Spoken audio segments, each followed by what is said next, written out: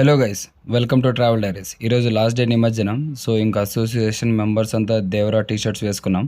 And గణేష్ని కూడా ట్రాక్టర్లోకి ఎక్కించేసాం. DJ కూడా ready అయిపోయింది, చూస్తున్నారు కదా. ఇంకా రచ్చే మా సెలబ్రేషన్ వీడియోస్ చూసేయండి.